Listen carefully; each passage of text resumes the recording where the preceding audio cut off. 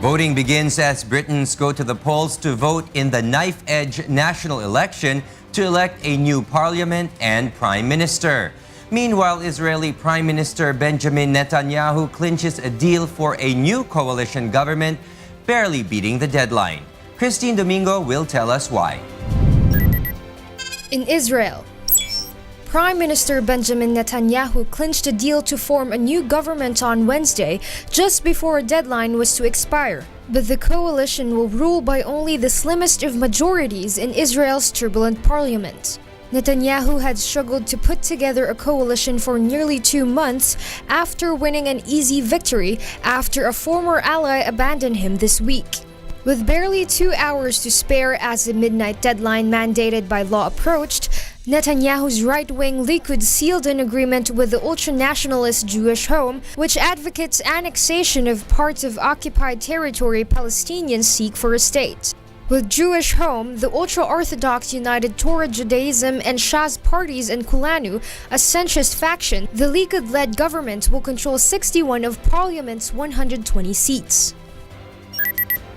In United Kingdom, British voters get to decide on Thursday who they want to rule the world's 5th largest economy in a tight election that could yield weak government, propel the United Kingdom towards a vote on EU membership, and strengthen Scottish desire for succession. Prime Minister David Cameron's Conservatives and Ed Miliband's opposition Labour Party have been neck and neck in opinion polls for months, indicating neither will win enough seats for an outright majority in the 650-seat parliament.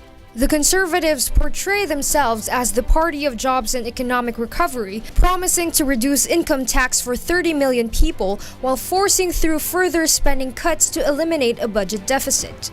Labour says it would cut the deficit each year, raise income tax for the highest 1% of earners, and defend the interests of hard-pressed working families and the treasured but financially stretched National Health Service.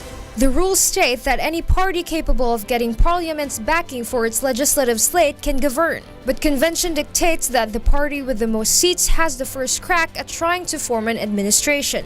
If the two main parties are separated by only a handful of seats, however, both may claim the right to govern, setting a potentially protracted standoff. More than 45 million Britons are eligible to vote as polls open. Kristine Domingo reporting for Y News.